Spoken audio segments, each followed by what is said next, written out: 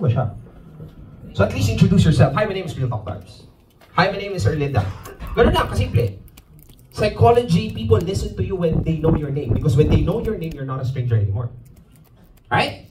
So meaning, the things that you're saying after that is they're being more receptive. Guys, this is a hack that I was able to get through for many years of content creation that I stumbled upon. That's why I'm sharing it to you. So, yun. The next is you need to hype the figure. So, kailangan mong i-hype yung figure na sinabi mo kanina. Kung si Rosmar, ano ba meron si Rosmar? Maraming pera, maganda yung business, maraming sasakyan. Because the more you hype them, yun yung end result na gusto nila eh. Right? So this is how I am. Yes guys, ganito po dati ang mukha ni Rosmar. And right now, this is where she is. Sobrang daming pera, sobrang laki ng bahay, meron pang Lamborghini, at meron pa siyang napakalaking business. Simple lang. Real world result. Huwag mo sabihin meron siyang 7 million followers, meron siyang 10 million followers. Who gives a fuck? Like, the hype should be real world result that people want. Kasi I think half of the reason why people wants to have 10 million followers is because they want millions in their bank account that follows that, right? So, cut to the chase, remove the fat, go to that hype na in real world result. Practical. Next is number 6, the T's. Sinusulat niyo ba? Or binivideo niyo na lang? Binivideo niyo. Don't worry, bibigyan ko kayo ng link. May GC ba kayo? Okay. So, ibibigay ko sa inyo yung script nito mismo. 20 pesos lang, joke. I'll give it for free. So, isi-send ko sa inyo. Sa mga pumalakpak lang. Okay, cool. Guys, after this, the tease. So, anong the tease? Dapat iti-tease mo sila ulit. Kanina may the challenge because you're trying to touch their ego and then you need to tease them. The tease is for them, kasi saan ang offer mo? Saan ang CTA mo?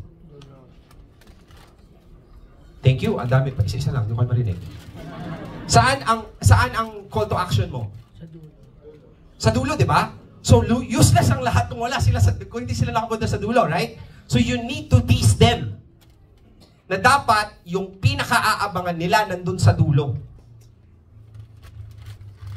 This secret is a secret wherein when I'm revealing to you, kaya mo din gawin at i-execute wherein you can 10x your business, or if not, you'll be able to live a life on your own terms by doing the things that you love. Yes, pwede ka nang mag-quit sa trabaho mo. And if you watch at the end of this video, ituturo ko sa'yo kung paano ito gawin. Ready na ba kayo kung ano yon? So that's the reason why there's 8,000 fucking registration.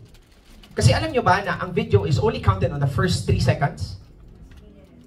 So, useless kung first 3 seconds na panood nila. For sure, the registration was not 8,000. But the reason why it was 8,000 because not all the millions watched the video until the end. But, higher percentage of people watch it until the end. You know why? Because there's a tease. Minsan, may mga bagay na kailangan mong sabihin para abangan. Are you learning so far? Yes. Good stuff. Okay, and of course, again, I truly believe that people reacts more on negativity than positivity. I mean, that's just how life is. Kaya pansin mo, mga content ko, always, kala mo negative. Because that's how I lure you first in. Like, okay, negative ka. Sige, may negative ako dito. Then, boom! Ay, fuck! Positive, shit. Positive na ako ngayon. That's how I do it. Because I'm very focused on the psychology of people. So, content creation is psychologically focused creation. Hindi chamba. Sabi nila wala daw formula ang pagiging viral. Yes, I agree. But there is a formula on a viral-worthy video. And I'm giving it to you right now. Cool? So, as what I say, people are basically inclined on negative things. So, you always have to say the bad news. So, si Rosmar, dito siya kayaman, stuff and all. But the bad news is, hindi mo kaya yan.